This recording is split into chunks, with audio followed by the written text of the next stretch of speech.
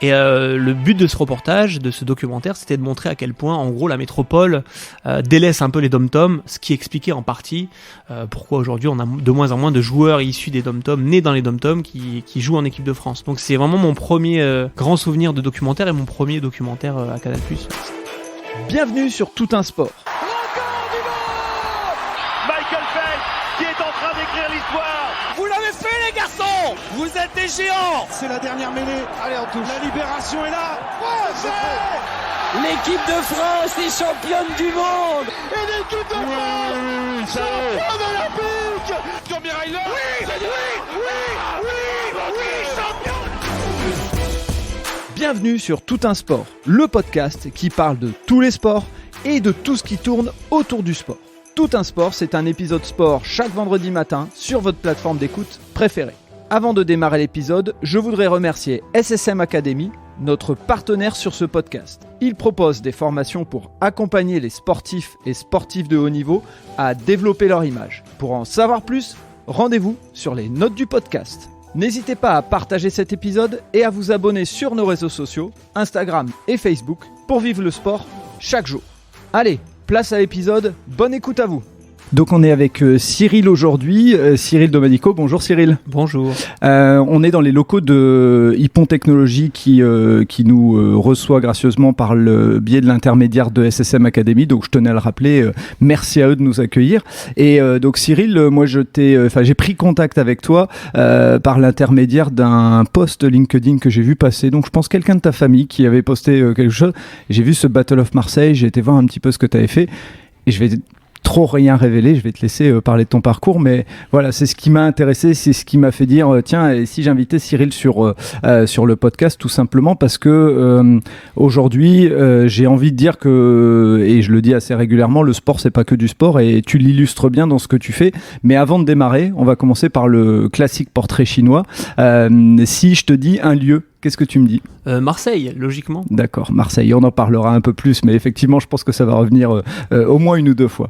Si je te parle d'un plaisir gourmand, est-ce qu'il serait plutôt sucré ou plutôt salé ? Là, j'ai en tête plutôt sucré, des crêpes. Ça va bien avec l'hiver, je pense. D'accord. Donc, voilà, c'est ce qui me vient. Ok. Si je te parle d'une passion et ou d'un passe-temps ?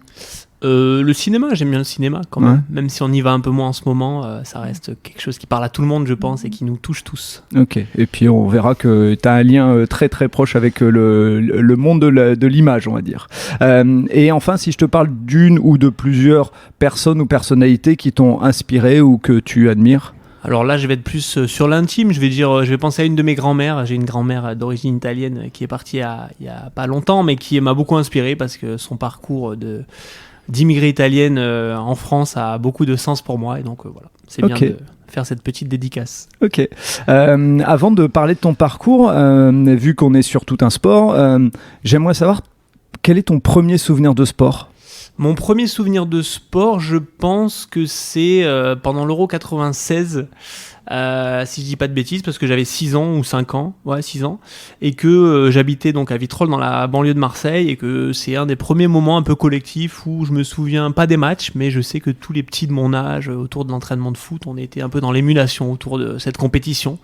Donc je me souviens pas exactement des événements, tout ça, mais je me souviens des maillots et je me souviens qu'on parlait de cet Euro là qui était important et qui se déroulait en Angleterre, si je dis pas de bêtises. Donc voilà, c'est ça, je me souviens de ça. Effectivement.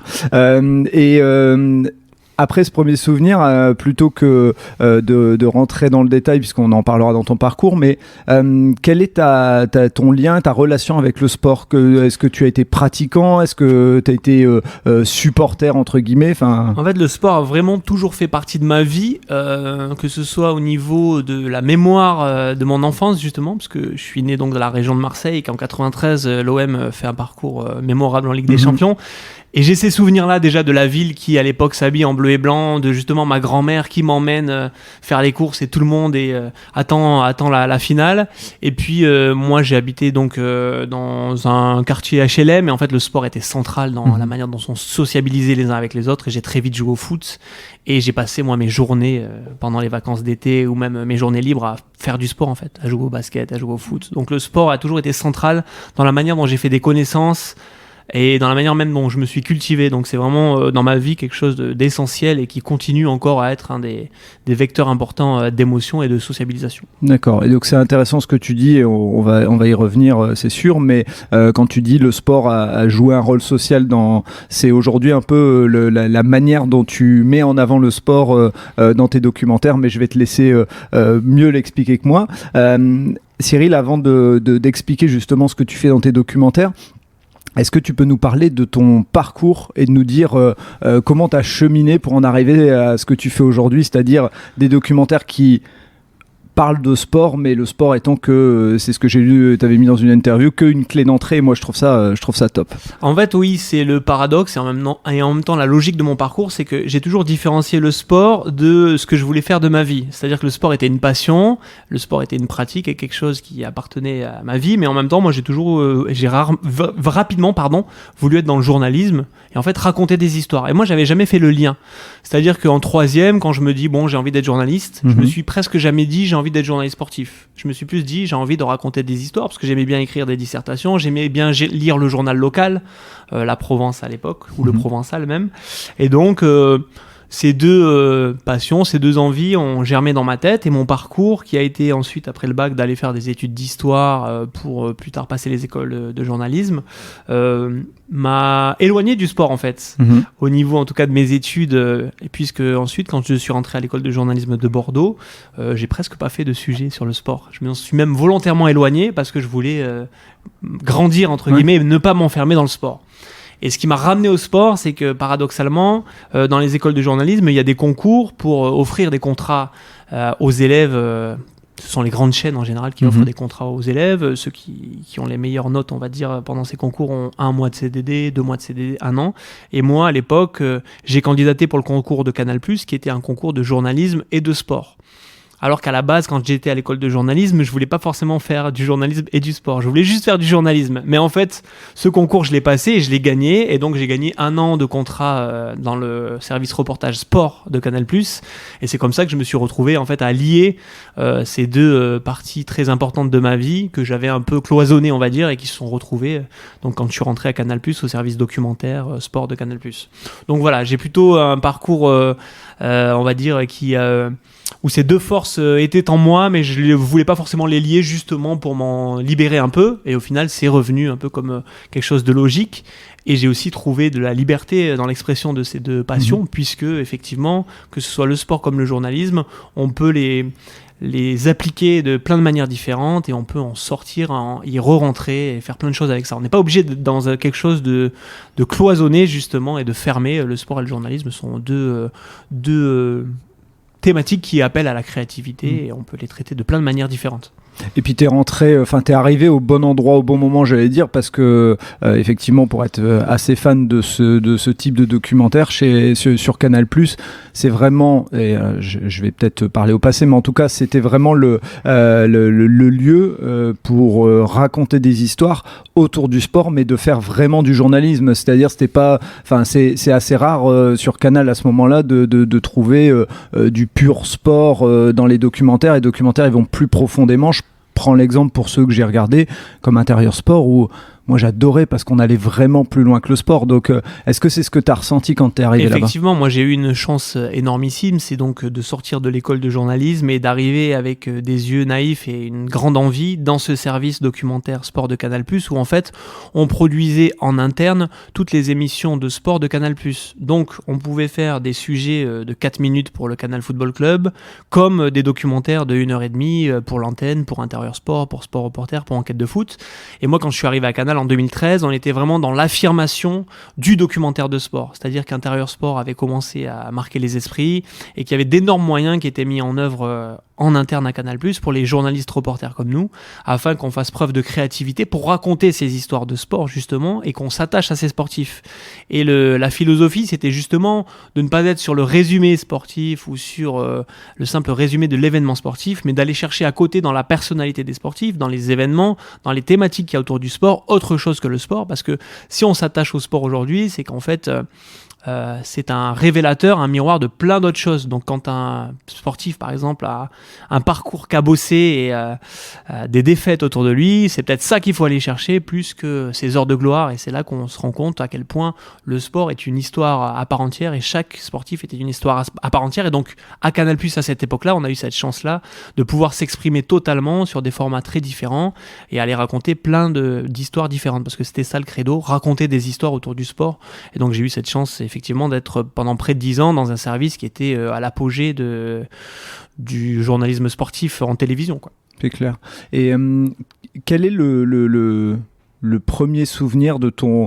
On va pas dire les petits documents, enfin les petits passages de 4 minutes, les petits sujets de 4 minutes effectivement, mais sur le premier documentaire sur lequel tu vas et où tu crées du lien, puisque ce qu'on ne voit pas forcément ou les gens ne savent pas forcément, mais c'est que vous passez du temps avec le sportif pour aussi qu'il soit en confiance avec vous et qu'il se confie. Effectivement, moi comme j'avais cette volonté en plus de pas rester qu'autour du sport, mon premier documentaire de 26 minutes, c'était pour une émission qui s'appelait Enquête de foot, et c'était sur le football en Guadeloupe. Parce qu'en fait, la Guadeloupe a longtemps été une terre de grands footballeurs. Je pense à Marius Trésor notamment, et il se trouve que dans les 15 dernières années, il y a très peu de sportifs nés en Guadeloupe, et de footballeurs surtout nés en Guadeloupe, qui se retrouvent en équipe de France. Or, c'est un peu quelque chose d'anormal dans l'histoire du football français.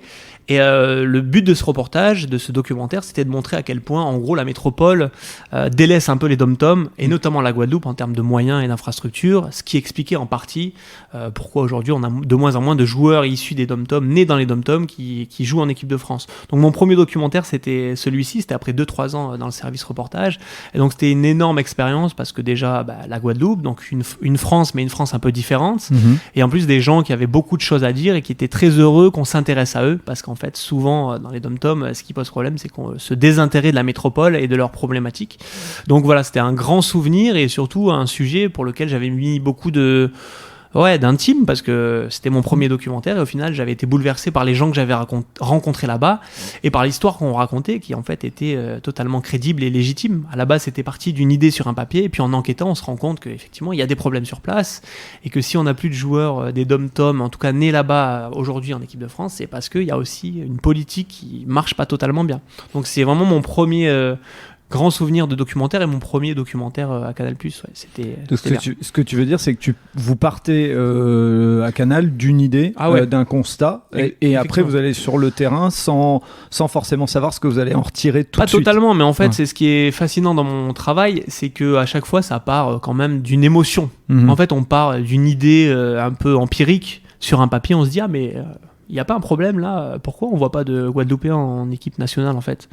Et après, tu quand même mènes une enquête, tu passes des coups de fil, tu te documentes et tu te rends compte ou pas qu'il y a un sujet à faire. C'est ce que je fais encore aujourd'hui, parce qu'on continue à faire des documentaires même si on n'est plus à Canal+. On tire un peu des constats qui sont basés sur des préjugés. Ensuite, en enquête, parfois on se rend compte que c'était que des préjugés et parfois on se rend compte qu'il y a quelque chose derrière. Donc de cette petite idée sur un papier, 6 mois après, tu te retrouves avec un film de 26 minutes, des mois et des mois de rencontres, des histoires et des souvenirs. Et c'est ça qui est fascinant dans notre métier, c'est qu'on part de rien et puis on crée un produit, et plus que ça, des histoires et des relations humaines, c'est fascinant. Et je te poserai la question après, mais on va continuer, mais je suppose qu'en plus tu gardes des relations avec certaines personnes, même sans forcément les voir tous les jours ou tous les ans, mais voilà, il doit y avoir, je suppose, de l'affectif. Moi, c'est ce que j'adore dans ce métier, c'est pour ça que j'ai choisi le documentaire, c'est qu'en fait, on passe du temps avec les gens, on s'y attache, et on est obligé de mettre une part d'intime, en fait. Souvent, on pense que c'est un mythe, le journalisme c'est être objectif, alors que déjà c'est impossible d'être objectif à partir du moment où tu as une conscience humaine, mais encore plus le documentaire où tu es obligé de mettre une part d'intime et de l'accepter et de même l'assumer dans la réalisation que tu vas faire. Et donc oui, sur un documentaire comme celui-ci, tu gardes des liens, même des années après, même si c'est pas tous les jours au téléphone avec les personnes que j'ai rencontrées à l'époque, t'as des souvenirs, t'es rentré dans leur intimité, en fait, c'est ça. Ce métier-là, c'est rentrer dans l'intimité des gens, on t'y invite, et donc forcément, tu accélères tes relations avec les gens. Parce que c'est pas quelque chose de naturel. Dans la rue, tu vas pas dire à quelqu'un, écoute, je vais rentrer chez toi, là, on va passer 3 heures ensemble et tu vas me raconter ta vie. Et en fait, ce métier-là, celui de faire des documentaires, permet d'accélérer ce genre de relations et de nouer des relations très intenses et très fortes. Alors parfois, ça marche pas, parfois c'est des rencontres éphémères, mais il y en a d'autres qui marquent, et ces rencontres-là, même si on reste pas tout le temps en contact, il reste un lien, et quand on se revoit ou si on a l'occasion de retravailler ensemble, on s'en souvient, quoi. Donc c'est vraiment très fort et c'est pour ça que j'adore ce métier. Au niveau humain, c'est exceptionnel. Et donc dans ces reportages, il y a eu vraiment, tu disais 10 ans et des belles réalisations. Enfin, en tout cas, moi j'en ai suivi quelques-unes, les Intérieurs Sport, etc. Là, on a parlé du premier. Si tu devais en citer un qui a été marquant pour toi. De mon époque Canal+. Ouais. J'ai réalisé en 2019 un documentaire qui s'appelait Foot et Rap, né sous la même étoile. Et là, c'était vraiment un documentaire qui me tenait à cœur parce que ça racontait comment est-ce que le monde du rap et celui du football se sont liés dans les 30 dernières années, en fait, depuis que le rap existe, et quelles étaient l'évolution de ces relations et des échanges entre les footballeurs et les rappeurs. Parce que pareil, moi qui suis passionné de rap depuis toujours, je m'étais rendu compte qu'il y avait des liens entre ces deux mondes, mais qu'on l'avait jamais apporté sur grand écran déjà, en tout cas sur petit écran et grand écran, et qu'on l'avait jamais traité de manière journalistique, de manière sérieuse. Et en gros, moi, quand j'ai proposé cette idée à Canal, ça a mis du temps à convaincre tout le monde parce que ça paraissait un peu comme un sujet soit anecdotique, soit un peu trop moderne à l'époque.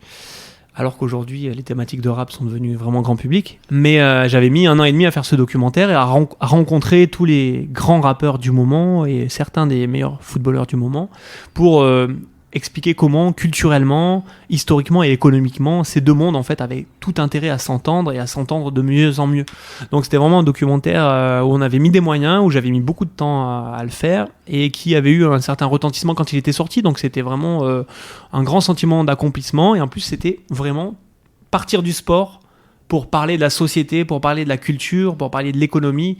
Donc là encore, c'était un prétexte, le sport, pour raconter autre chose et croiser des thématiques, ce qui n'est pas toujours facile dans nos métiers. Et donc j'avais adoré ce documentaire-là, et c'est un peu celui qui reste quand même de mon époque à Canal+. Ok. Et on parlait tout à l'heure de part d'émotion. C'est souvent une question qui revient quand on est journaliste. Quand on rencontre des gens qui sont un peu devenus des idoles, là, tu disais que tu t'es intéressé au rap depuis longtemps. Je suppose que quand tu as fait ce reportage, tu as dû rencontrer des gens où tu as dû avoir une petite fierté. Pareil sur les sportifs et les footballeurs et autres que tu as dû rencontrer. Comment on réagit sur le moment? Comment on vit ce moment? Je pense que chacun est différent et qu'il n'y a pas de méthode. Moi, je sais que j'essaie quand même de garder mon sang-froid et de ne pas devenir le fan.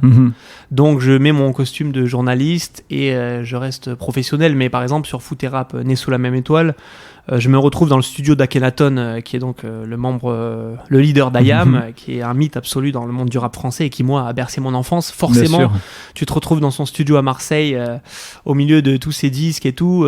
Il y a une part de toi, de ton enfance et tout, qui est en train de bouillir.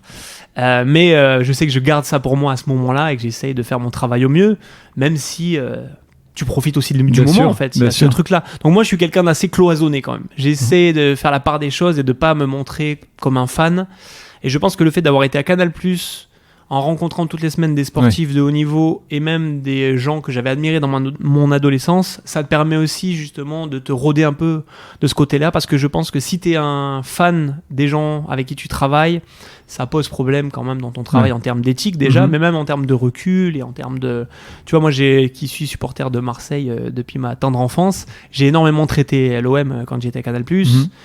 Et je pense que c'était important de ne pas les traiter en tant que fan, mais plutôt en tant que journaliste, pour le coup.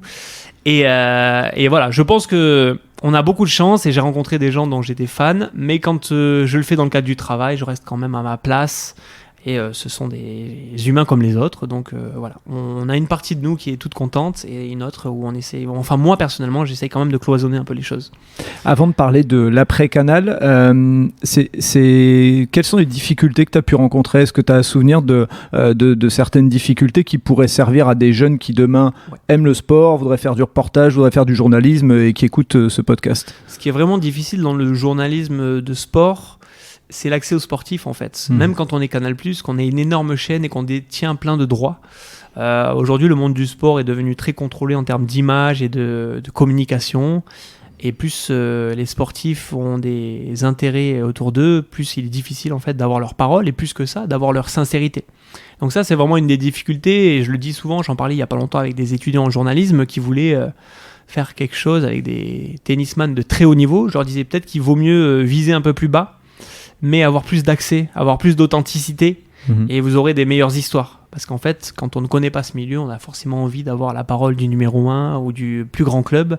Mais souvent, on se retrouve face à un mur quand on le pratique au quotidien, et ça peut même nous dégoûter du journalisme de sport parce que, en fait, on a très peu de matière avec le haut niveau.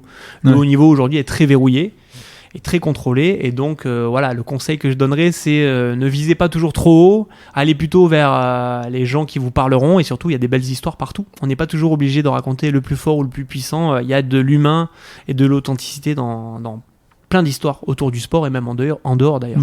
Ce que tu veux dire, c'est en plus d'être des fois difficile à côtoyer, en plus c'est souvent une communication verrouillée, où ils redisent les mêmes phrases à différents médias, et donc effectivement t'as pas cette authenticité. Effectivement, il y a les deux.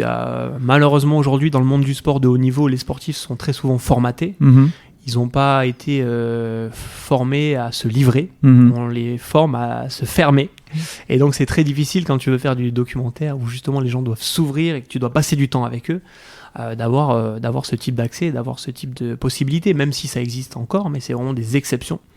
Tu vois, si demain tu veux faire un documentaire sur Mbappé, franchement, il faudra se lever très tôt, et sa communication sera ultra verrouillée. Ce qui ne veut pas dire que ça ne sera pas fait, on l'a déjà fait en plus un peu à l'époque de Canal, mais quand il était très jeune. Donc voilà, c'est juste ça. Aujourd'hui, le monde du sport est très fermé parce qu'il y a des intérêts financiers monstrueux, et qu'en gros, le sportif ne fait vivre plein de personnes autour de lui, et donc ces personnes-là ont tout intérêt, en tout cas pensent avoir intérêt à fermer sa communication, et donc on a de plus en plus de formats formatés justement. Mais moi je le déplore parce que je pense tout le contraire. Je pense qu'avec des sportifs qui ont le charisme et qui ont la possibilité de prendre du recul sur eux-mêmes, c'est mieux de les voir s'ouvrir. J'ai pour référence souvent le documentaire sur Thibaut Pinot qui a été fait il y a 3-4 ans par France Télévisions, où on voyait Thibaut Pinot qui avait failli gagner le Tour de France fondre en larmes, où on le voyait dans ses doutes, où on le voyait presque vouloir arrêter sa carrière. C'était quelque chose qu'on voyait rarement, et en fait ça reste dans les mémoires. Bien sûr. Alors que si on avait eu un documentaire formaté où on censurait toutes ces scènes-là, on l'aurait oublié, ce documentaire, et Thibaut Pinot aurait peut-être pas l'image du sportif humain qu'il a aujourd'hui. Donc je pense que voilà, c'est un combat du journalisme de sport, de toujours lutter pour avoir plus d'authenticité et faire comprendre aux gens de la communication que les pleurs et les défaites, c'est pas toujours grave. Et en même temps, il faut aussi s'attendre à ce que quand on rentre dans ce métier, on se prenne beaucoup de portes fermées et qu'on tente de raconter autre chose justement. Donc voilà. Ok. Et c'est d'autant plus difficile pour les sportifs quand ils ont une mauvaise communication, quand ils ont fait une bêtise ou autre et qu'ils sont pris par les médias. Là, dans ces moments-là, ils se doivent d'essayer d'être un petit peu plus authentiques et dire on est des êtres humains, alors qu'avant, ils se sont montrés comme des robots à plusieurs reprises, quoi. C'est ça, ouais. Du coup, on vit un décalage entre les réseaux sociaux et la communication officielle. On a plusieurs types de communication, mais il y a très peu d'authenticité dans tout ça. Et donc, quand il faut sortir de l'authenticité dans une situation de crise, même eux se retrouvent maladroits ou pas à écouter, en fait. Parce que je pense aujourd'hui que, globalement, quand même, quand ils s'adressent à nous, ils sont un peu trop polissés et formatés. Mais c'est pas forcément leur faute. C'est tout un système qui a voulu ça dès le plus jeune âge. Dès qu'ils sont en centre de formation, on leur apprend quand même à pas prendre de risques sur leur communication, donc ça se ressent plus tard. Après, encore une fois, heureusement, on a fait des belles rencontres, et il y a des sportifs qui communiquent et qui comprennent très bien ça et qui sont bien entourés. Mais c'est plus il y a d'enjeux, plus c'est fermé. C'est comme ça. Ça fait partie de la vie, malheureusement, aujourd'hui. Est-ce que tu peux nous raconter ton après-Canal ? Qu'est-ce qui fait que ça s'arrête chez Canal, et puis qu'est-ce que ça va engendrer, ce départ de Canal ? Ce qui s'est passé chez Canal+, c'est qu'il y a eu différentes restructurations et qu'il y a eu différents affrontements éditoriaux, on va dire, entre plusieurs services, et qu'en gros, au cours des 4-5 dernières années, ils ont souhaité quand même qu'il y ait un peu moins de journalisme, un peu moins de documentaires. Et donc, il y a eu plusieurs phases de clash avec les différentes directions. La dernière en date, il y a près d'1 an et demi, où la moitié de mon service reportage sport, on a été contraint de partir. On est parti même. Okay. Suite à la fameuse affaire de la pétition, en fait, il y a eu une pétition à Canal+ pour défendre un de nos journalistes qui s'était fait virer de manière violente. Je vois. Voilà. Et les gens qui ont signé cette pétition ont eu le choix un peu entre revenir sur leur position ou pas. Et il y en a qui ont fait le choix de ne pas revenir parce que la chaîne était en train de changer. Après, c'est des choix personnels aussi. Moi, je pense que j'avais fait 8-9 ans à Canal et que c'était peut-être le bon moment justement pour tenter autre chose ailleurs, parce que mine de rien, on a un peu fait le tour des émissions et des formats. Et donc, avec 6 anciens collègues de Canal+ et de ce service, on s'est dit, on n'a qu'à s'associer et continuer à faire ce qu'on savait faire, mais d'aller le proposer à toutes les chaînes possibles. Donc on a monté notre propre boîte de production qui s'appelle CIA Productions, et donc notre but c'est aujourd'hui d'aller continuer à vendre des documentaires dans le sport et en dehors du sport à tous les diffuseurs qui voudraient de nous. Donc c'est ce qu'on a fait l'an dernier. Pendant un an on a produit 8 documentaires. Et sur ces 8 documentaires, il y en a 5 qui parlent de sport et 3 qui parlent pas du tout de sport. Donc on s'est rendu compte que notre savoir-faire de Canal+ autour du sport et de savoir raconter des histoires de sport, que ce soit en images ou en réalisation, c'est un savoir-faire et une valeur ajoutée qui est recherchée en dehors même de Canal+, par France Télévisions, par Brut, par tous les gens qui nous ont fait travailler, parce qu'on sait raconter des histoires et on sait les mettre en images aussi, ce qui est une grande force de Canal+ à la base. Et donc depuis un an, cette boîte de production CIA Productions, on fait nos propres documentaires qu'on propose à droite à gauche. Donc on a beaucoup de chance de continuer à faire notre métier et en plus de travailler un peu dans le même esprit qu'on avait à Canal+, même si on est dans une structure plus petite. D'accord. Alors on va sortir un petit peu on va sortir un petit peu de tout un sport, mais il y a quand même la logique d'entreprendre, et puis on parle toujours de sport, mais c'est quoi la difficulté au moment où vous vous lancez, parce que quand on a les moyens de Canal+, j'allais dire c'est facile, entre guillemets bien sûr, hein, mais oui, en tout cas c'est très difficile quand on n'a pas les moyens, voilà. Et comment on s'organise, parce que toi tu as dû un peu même, en fonction de qui a pris les rênes, mais vous avez dû chacun changer un peu de peau et peut-être être négociateur avec des banquiers. Mais on a redécouvert un métier, on a redécouvert une carrière, j'allais dire. En fait, à Canal+, on était journaliste. Voilà, on faisait notre travail de journaliste, et là on est devenu chef d'entreprise en fait. On monte une entreprise à 6. Et on découvre toute la partie administrative, toute la partie production, toute la partie stratégie d'une entreprise, l'entrepreneur, aller démarcher des chaînes, aller trouver des budgets et tout. Donc d'un côté c'est fascinant, et d'un autre côté on est face à un mur. Et c'est pour ça que c'était bien d'être 6, parce que ça permet de s'entraider et de se motiver. Et donc en un an, on a réussi à comprendre un peu tous les rouages économiques et financiers du documentaire, à rencontrer un peu tous les acteurs des plateformes et des chaînes françaises, et à leur proposer notre savoir-faire et à arriver à le mettre en place. Donc ça a été une redécouverte de notre métier, mais en même temps on a appris à notre métier en fait. Donc c'était ça qui était le plus difficile, c'était de se dire ok, on a un mur face à nous, est-ce qu'on ose l'affronter ? Est-ce qu'on a les moyens de l'affronter ? Et en fait, c'est là l'entrepreneur qui sommeille en nous se réveille. C'est qu'on se dit, bon, ok, on va sortir de notre zone de confort et on va apprendre à monter des budgets, à monter une entreprise et à démarcher les chaînes, chose qu'on n'avait jamais faite jusque-là dans le confort de Canal+. Donc voilà. Mais c'est fascinant, on apprend encore, mais ça fonctionne surtout. C'est ça qui est bien, c'est que ça nous encourage à continuer. Encore une fois, on est 6, on a réalisé 8 documentaires en un an sur des grandes chaînes et des grandes plateformes. Donc c'est qu'on est sur la bonne voie, et ça motive. Et dans votre idée, vous travaillez comment ? Vous travaillez en allant voir des chaînes ou des diffuseurs avec déjà des projets dans votre tête, parce que vous avez un savoir-faire, parce que vous avez des contacts. Et la deuxième question, c'est: est-ce que vous êtes plutôt dit on va d'abord s'orienter sport sur ce qu'on sait faire, ou après vous êtes... Non, justement, comme on avait travaillé à Canal+, on voulait sortir un peu du sport. On s'est dit, nous, ce qu'on aime dans le sport, c'est raconter justement la société via le sport, raconter les prismes de la société. Donc on s'est dit, on va essayer de raconter tout simplement la société sans forcément le sport aujourd'hui, parce qu'on voulait rencontrer justement des vrais gens, entre guillemets, sortir un peu des rouages de la communication du sport et tout. Mais notre savoir-faire de sport et nos idées de sport nous imprègnent, et donc sont quand même revenus dans l'équation. En gros, il y a des diffuseurs qui sont venus nous chercher quand même pour notre savoir-faire autour du sport, et il y en a d'autres qui sont venus nous chercher pour notre savoir-faire dans la narration. Donc on a fait une première année en liant des sujets de sport et en liant des sujets de société. Donc on est un peu dans les deux modèles, mais le sport reste une partie de nous, et on sait le traiter d'une certaine manière. Donc on vient nous chercher aussi pour le sport. Pour répondre à ta première question, dans la manière de fonctionner, nous en gros, une fois qu'on s'est présenté à tous les diffuseurs et qu'on a vu qu'on était respecté, on est retourné les voir avec des idées qu'on pensait cohérentes par rapport à leur ligne éditoriale, et en même temps qu'on pensait nouvelles par rapport à ce qu'ils font. Et à partir de ces idées, ils nous ont dit on aime ou on n'aime pas, et après tu discutes et tu développes l'idée avec eux. Ça peut prendre presque un an pour entre le moment où tu présentes l'idée et le moment où tu lances le documentaire. Et donc voilà, c'est comme ça que ça se passe. Et nous, donc, dans les idées qu'on propose, on essaye de pas être trop dans le sport parce qu'on veut quand même en sortir un peu et évoluer. Mais il y a toujours une idée sur 5 qui est autour du sport.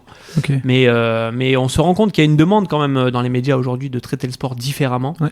Donc c'est pour ça qu'on est resté aussi ce pied-là dans le sport, parce que même les médias généralistes, même France Télévisions et tout, ils sont quand même intéressés par le traitement du sport de manière différente, on va dire. Moins axé sur la compétition, mais plus sur la société. Ouais, et dans les 8 documentaires, est-ce que tu peux est-ce que tu as en tête là, les 8 sujets que vous avez traités pour que les gens prennent un petit peu conscience de ce que vous faites, et puis ceux qui sont sur le sport, vu qu'on est sur tout un sport, expliquer un petit peu quel était l'angle et quelle était l'envie. Le premier documentaire qu'on a fait, qui a un peu fait parler parce que il était sur une thématique d'actualité, c'est Quinzaine de la haine, qui traitait donc du harcèlement sur les réseaux sociaux des joueurs de tennis, qu'on a sorti pour l'équipe Explore autour de Roland Garros. Et donc c'est le premier documentaire qu'on a fait, qui avait donc pour but de raconter le sport, donc le tennis et Roland Garros, mais aussi comment ces joueurs de tennis, après leur match, à cause des paris sportifs, se font harceler sur les réseaux sociaux, et quel impact ça a sur leur mental et même sur leur performance. Donc tu vois, là on est typiquement dans le cas de ce que je te disais tout à l'heure. On est venu nous chercher quand même pour du sport, et en même temps on racontait pas une compétition, on racontait ce qui se passe dans la tête des sportifs. Voilà. Ça c'était le premier. Les 2 autres, c'est moi qui les ai réalisés. Ça s'appelle Marave. C'est sur la tradition de la boxe chez les gens du voyage. Donc en fait là c'est pareil, on se sert du sport comme prétexte. Et moi j'avais envie vraiment depuis un moment de rentrer dans les communautés des gens du voyage en France, parce qu'on les voit très peu. Elles sont très peu filmées. Quand elles sont filmées, elles sont caricaturées. Oui. Et moi je savais que la boxe, qui est quelque chose de traditionnel chez les gens du voyage depuis plus de 100 ans, parce qu'il y a eu des grands champions boxeurs chez les gens du voyage, était justement une bonne approche pour de un rentrer chez eux. Oui. Et de 2 raconter justement une histoire aussi visuelle que intéressante. Et donc du coup j'ai réalisé 2 épisodes, donc 2 documentaires autour de ça en juillet dernier. C'est sorti chez Brutix à l'époque, était leur plateforme payante. Ensuite on a fait 2 sujets pour 13h15, qui est l'émission de France 2 de la Housse, où là c'était pas du tout du sport. On en a fait un sur l'île d'Egg, qui est une île en Écosse, où ils ont développé un système totalement autonome en termes d'énergie. Donc là, c'était un grand reportage où on montre qu'est-ce qui se passe sur cette île, comment est-ce qu'une île a réussi à être indépendante en termes d'énergie. Et on en a fait un second sur les incendies dans les Landes pendant cet été. Donc là, c'était vraiment du reportage comme on sait le faire. Là encore, le sport nous a beaucoup servi, parce que Mathieu Darnon, qui a réalisé ce documentaire, a suivi des brigades de pompiers pendant tout l'été. Et mine de rien, c'est sportif. C'est des séquences qui se développent dans l'action, dans le mouvement. Et là, on est venu nous chercher parce qu'on savait qu'on avait cette capacité-là aussi à raconter ce type d'histoire. Donc voilà, et ensuite on a fini l'année avec 3 autres sujets. Donc j'ai oublié il y a Battle of Marseille, qui est mon documentaire sur les affrontements lors de l'Euro 2016 entre les Russes et les Anglais, qui est diligenté par les services russes, entre guillemets. On en a sorti un là sur Canal+ Afrique autour des sélectionneurs africains. D'accord. Qui sont de plus en plus présents, et des entraîneurs africains qui sont de plus en plus présents dans le football. Et le documentaire sur l'équipe Explore, dont j'ai oublié le nom, mais ça va me revenir, c'est sur les commotions et le jeu de tête dans le football, qui est un sujet de plus en plus qui est tabou en France, mais en gros le jeu de tête dans le monde du football est remis en cause par plein d'études scientifiques. Et nous, on a révélé ça en faisant un grand reportage pareil dans les pays britanniques et en France, pour montrer à quel point le jeu de tête était quand même quelque chose de dangereux, et que même s'il était accepté par tout le monde aujourd'hui, il était possible de le remettre en cause, notamment chez les jeunes, parce qu'il y a des vraies conséquences cérébrales sur tous les pratiquants de football. Donc voilà, au final, c'est quand même beaucoup de sujets, soit de sport, soit qui se servent du sport, pour en sortir un peu à peu, mais voilà. On se sert toujours du sport pour raconter des choses, et quand on le fait pas, on se sert de ce qu'on a appris dans le sport pour raconter ces histoires-là. Ok. Et juste avant de rentrer sur celui que moi j'ai vu et qui me paraît être de la touche sport et en même temps en sortir, et c'est ce que j'aime bien, quand tu parlais justement des pompiers des Landes, moi j'avais une question sur qu'est-ce que ça demande justement comme qualité, le fait d'être reporter dans l'action comme ça, d'aller filmer les pompiers, mais d'aller filmer aussi du sport, d'aller filmer un moment où un sportif va faire un exploit, ça demande quoi comme particularité ? Je pense que ça demande savoir se placer. Ça veut tout dire, je pense. C'est-à-dire que pour nos JRI, donc les personnes qui filment, c'est de savoir être au bon endroit, à la bonne distance, pour de un, capter l'émotion, et de deux, ne pas gêner l'action. En fait, c'est vraiment ce qu'on apprend dans le sport quand on est dans un vestiaire ou qu'on est dans un moment dur ou fort. C'est d'arriver à ne pas être pris comme un objet étranger dans l'intimité du sportif. Alors on l'est toujours, c'est toujours inconsciemment une caméra, voilà. Mais c'est arriver à se faire accepter sans déranger ou sans changer la réalité du moment. Et je pense que sur les pompiers, c'était un peu la même chose pour Mathieu Darnon qui tournait, c'est-à-dire qu'il est avec des gens qui jouent leur vie, mine de rien, avec de la fatigue, avec de la peur, avec de la dangerosité, et il faut arriver en tant que journaliste à savoir se positionner pour parfois poser des questions et bien les choisir, et parfois aussi s'effacer un peu sans pour autant ne pas filmer. Donc je pense que c'est vraiment ça qu'on apprend dans le sport et qui est aussi notre qualité, c'est de savoir bien se positionner, bien se placer par rapport aux événements. Et pour les retranscrire au mieux aussi. Parce qu'après, ce sont c'est ce placement cérébral et intime qui te permet aussi de bien raconter le sujet. Comment est-ce que tu l'as vécu à ce moment-là ? On est une sorte d'éponge et voilà. Et il y a une partie dont on parle très peu, mais dans cette partie action, il y a toute une préparation en amont, parce que pour faire très peu de la vidéo on va dire de base, on doit toujours penser aux batteries, etc. Je suppose que là après il y a des habitudes qui se créent et qui font que la personne elle a toujours son matos prêt, mais est-ce que tu peux nous donner une petite anecdote là-dessus, de dire des fois on pourrait louper une séquence parce que on n'a pas rechargé, on n'a pas ceci, ça nous est même déjà arrivé. J'imagine. Ça arrive souvent. J'ai pas d'anecdote en tête, mais en fait, comme on tourne beaucoup sur du documentaire, tu tournes des heures et des heures. Pour donner un exemple, sur Marave, mon documentaire sur les Gitans et la boxe, j'ai plus de 40 heures de rush pour au final 2 épisodes de 30 minutes. Donc il nous arrive des ennuis techniques. La télé, c'est dur. J'ai des souvenirs à Canal+, de séquences qu'on a tournées. Ça arrivait pas souvent, mais où on oublie d'enregistrer tout simplement. C'est un classique. Mais tu vois, tu dis à ton caméraman ou moi-même qui est filmé, tu dis c'est bon, c'est dans la boîte, et en fait tu te rends compte que non. Donc ça nous est arrivé plusieurs fois, et là récemment j'ai pas de souvenir précis. On a dû une ou deux fois égarer des batteries, donc on se dit bon, on va tourner à l'économie en attendant qu'on les retrouve. Mais voilà, c'est des choses qui arrivent. En fait, la télé, c'est très lourd au niveau technique. Et c'est pour ça aussi qu'on ne peut pas être totalement objectif. Parce qu'à partir du moment où tu as autant de techniques, les gens savent que tu es là, et même toi, tu es obligé quand même d'induire des choses. Mais voilà, on essaye au maximum d'être discret et de se fondre dans le décor et dans l'événement. Ok, tu viens de me faire plaisir, parce que ce genre de truc m'arrive régulièrement quand je fais de la vidéo, et je me dis punaise, les mecs, comment ils font ? Bon bah voilà, ça, tu me rassures sur 1 ou 2 points, c'est que ça arrive aussi. Il faut que ça arrive le moins possible, mais ça arrive de temps en temps, heureusement. Ok, donc pour en revenir à Battle of Marseille, est-ce que tu peux nous expliquer un petit peu ce que c'est ? Parce que c'est celui qui, à mon avis, a un peu été mis en avant ces derniers temps, et qui a dû aider à vous faire connaître le plus possible. Ouais, Battle of Marseille, c'est donc un documentaire qui est sorti le 17 novembre dernier, qui est en ligne sur France.tv. Ça raconte comment, pendant l'Euro 2016, les affrontements qu'on a pensé un peu anecdotiques entre les Anglais et les Britanniques ont en fait été un peu diligentés par au moins le patriotisme russe, voire plus, et ont complètement saccagé la ville. Et derrière, pendant 2-3 ans, il y a eu une enquête internationale où l'Angleterre notamment a un peu affronté indirectement la Russie. Donc il y a tout un aspect justement où on part d'un événement qui se passe autour du sport pour raconter une enquête policière, un film d'espionnage autour du sport. Et donc moi, c'est ce qui m'avait intéressé autour de cette thématique-là, c'est que justement France Télévisions voulait sortir quelque chose autour du sport, parce qu'il y avait la Coupe du Monde qui arrivait, sans que ce soit trop sportif, sans qu'on raconte une compétition ou sans qu'on fasse un portrait de sportif, parce qu'il l'avait fait par le passé. Et moi, j'avais cette idée en tête depuis un moment, parce que j'ai toujours aimé décrypter les événements médiatiques. Or, cet événement avait été médiatique.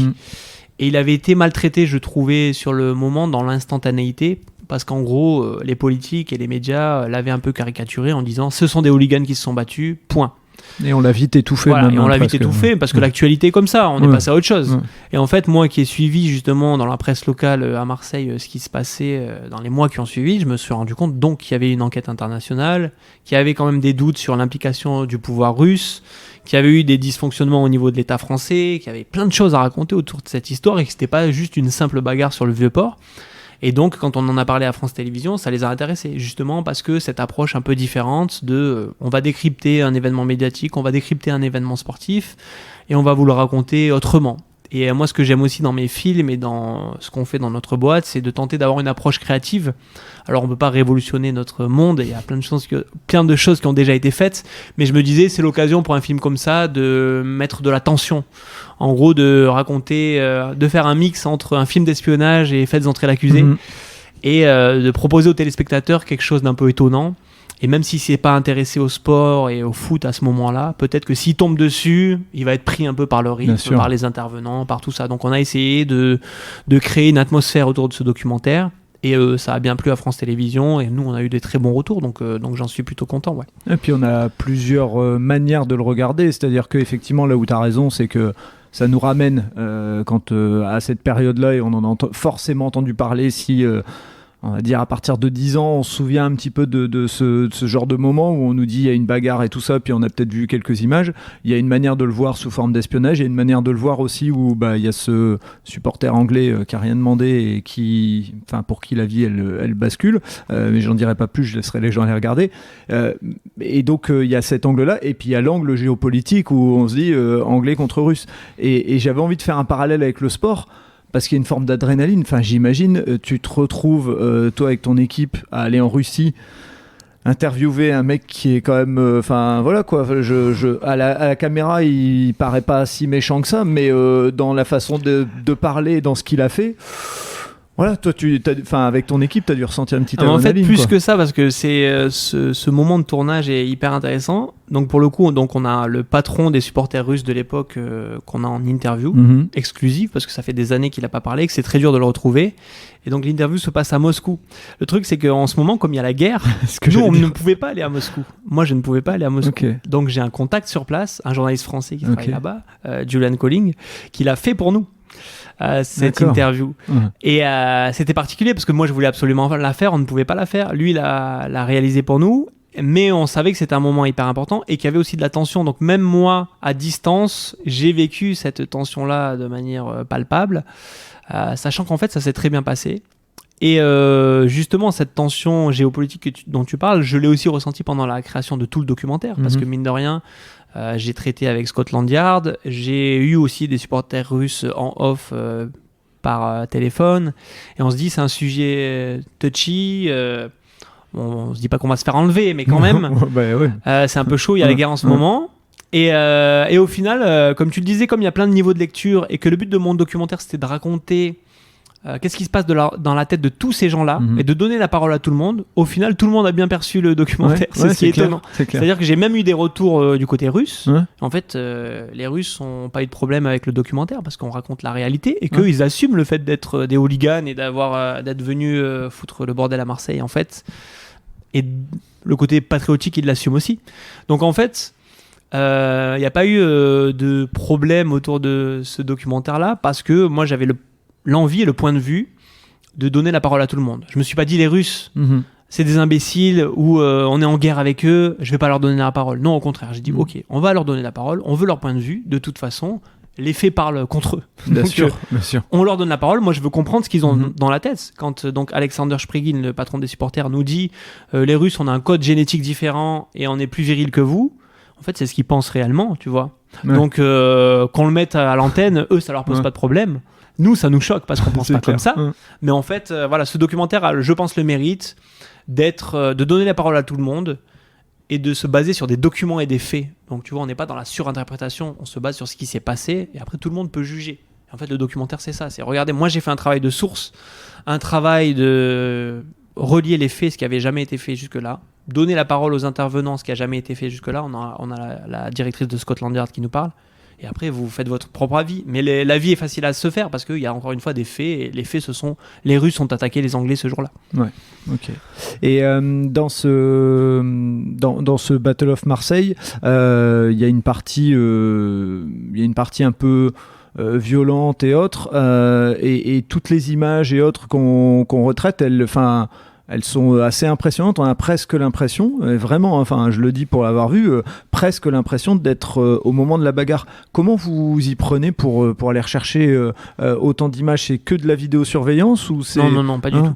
Non, ça a été un énorme travail de documentation. Moi, je savais qu'il y avait beaucoup de choses qui avaient été filmées parce que c'est un des premiers événements en fait sur Twitter et sur Periscope qui a été diffusé en direct à l'époque. À l'époque, il y avait donc la plateforme Periscope qui était l'équivalent du live Twitter.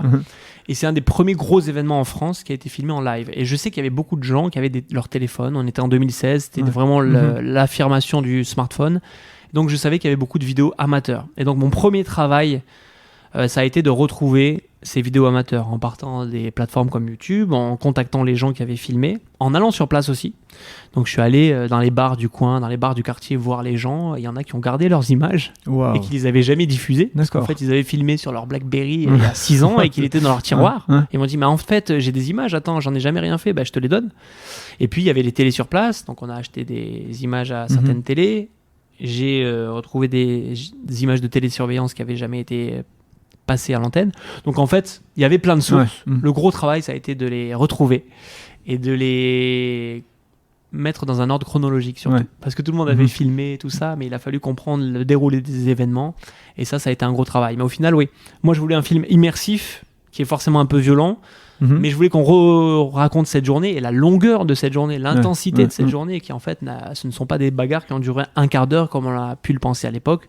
Ça a duré 5-6 heures et ça a continué dans le stade. Donc, il y a une centaine de sources vidéo différentes de tous les pays du monde, de toutes les télés du monde, et c'est vraiment une volonté dans ce film de faire revivre cette journée par l'image. Mais je pense vraiment que c'est un développement, et c'est quelque chose que recherchent de plus en plus les chaînes aujourd'hui. C'est-à-dire qu'on a de plus en plus d'archives personnelles, parce que développement des caméras et des téléphones, et qu'en fait, ces archives, on n'en fait pas grand-chose, mais qu'autour de certains événements, elles permettent de raconter plein de choses avec du recul.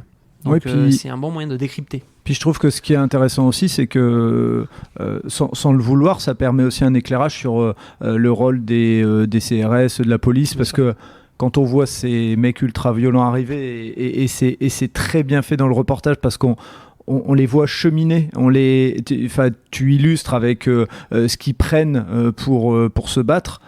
Je me dis, t'es policier, t'as beau avoir l'armure, machin et tout, quand ils doivent y aller, et on voit aussi le fait de gérer tout de suite les premiers secours. Enfin, il y a aussi ce clin d'œil à cette fonction qui, à ce moment-là, personne n'a envie d'être à leur place, quoi. Enfin, ouais, c'est vraiment ce que je voulais sur ce film, c'est re-raconter cette journée dans sa chronologie avec ses différents personnages. En gros, t'as la police française qui est là, qui se retrouve au milieu de ça et qui est critiquée. T'as les Russes, t'as les Anglais.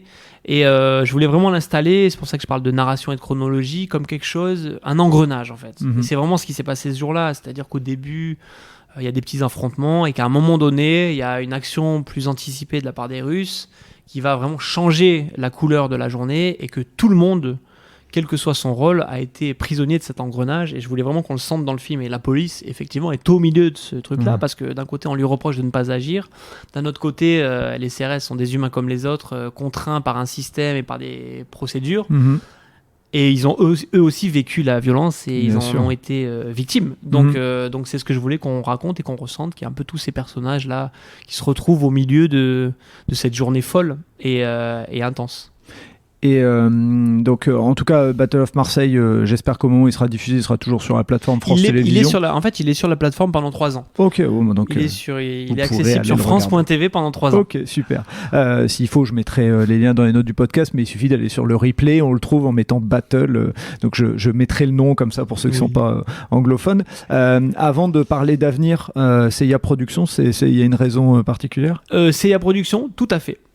Seiya, donc qui s'écrit SEIYA, ça veut dire flèche étoilée en japonais. D'accord. C'est un symbole de droiture. Comme on est parti de Canal et qu'on avait un peu nos valeurs, ça faisait sens. Et en plus, c'est aussi un des personnages des Chevaliers du Zodiaque, qui est un manga très connu dans les années 90. Je vais te poser la question. Voilà. Et donc, qui est un peu lui aussi un personnage vedette de ce manga, qui est aussi un personnage qui a beaucoup de valeurs et qui est très courageux. Donc, ça nous parlait, nous qui sommes dans la boîte quand même des enfants des années 90.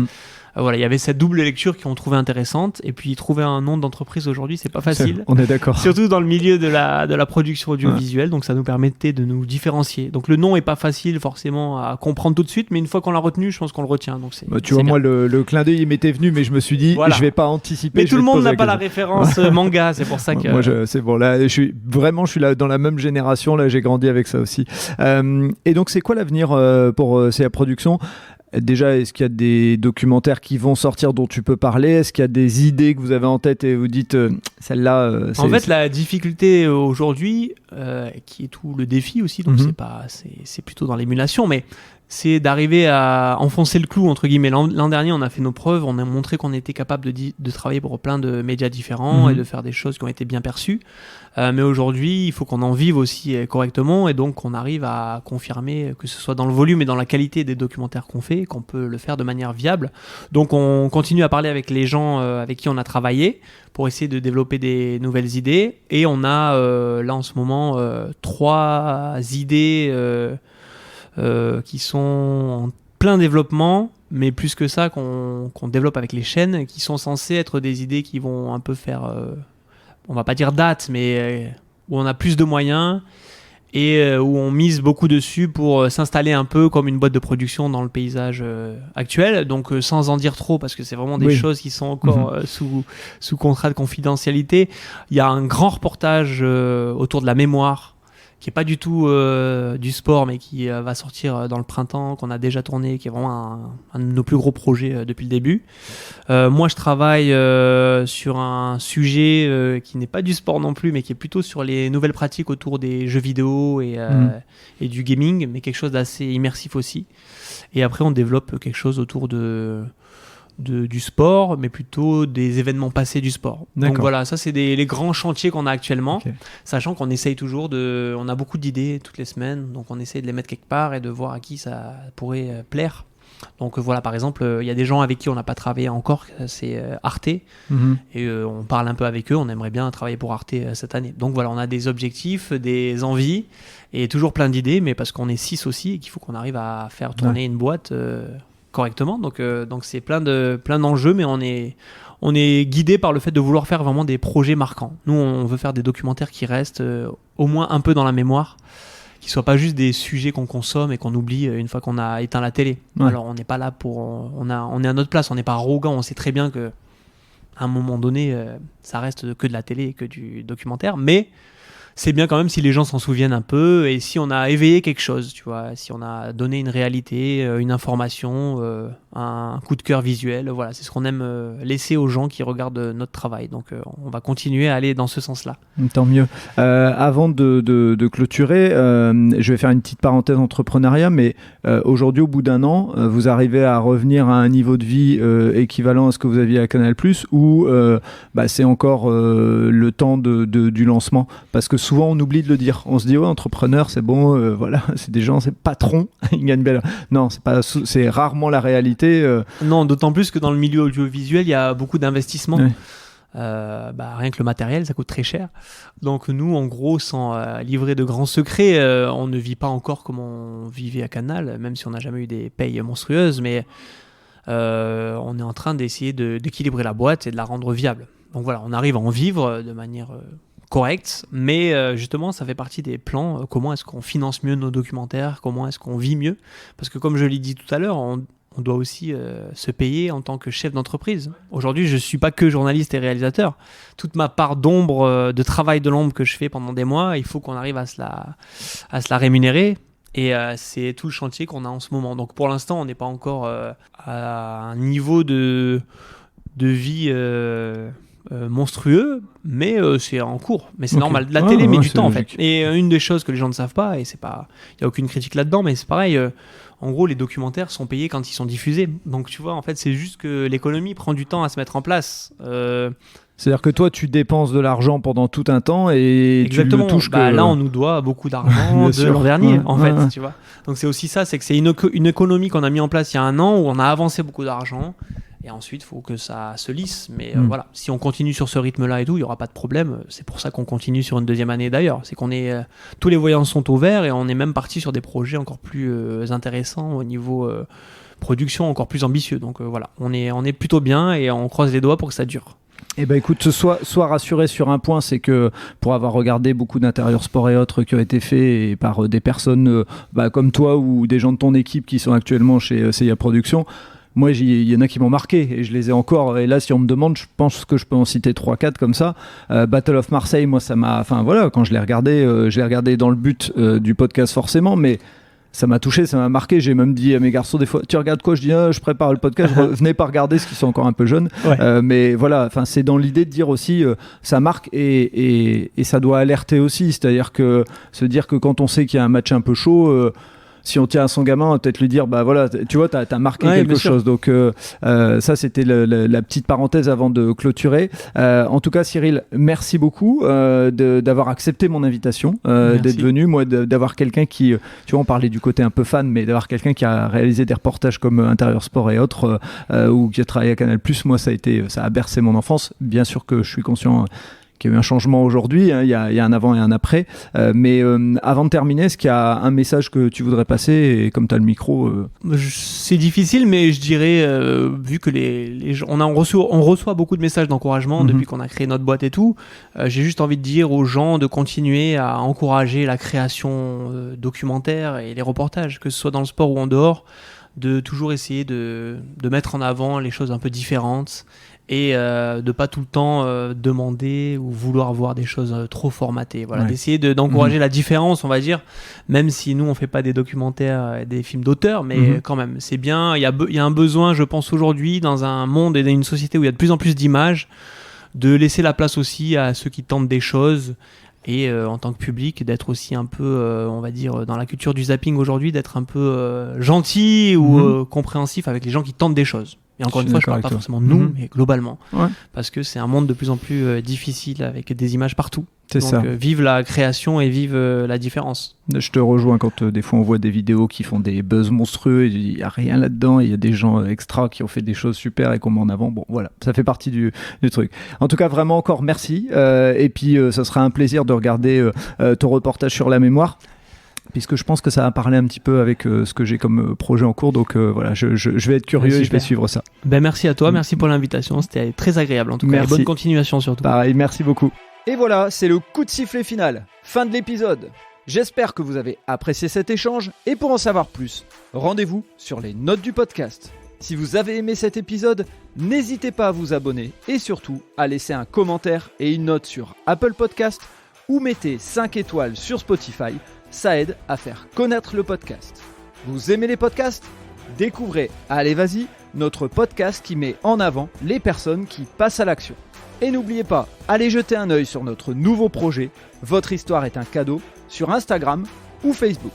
Je vous donne rendez-vous vendredi matin pour un prochain épisode de Tout un sport et à très vite sur nos réseaux sociaux.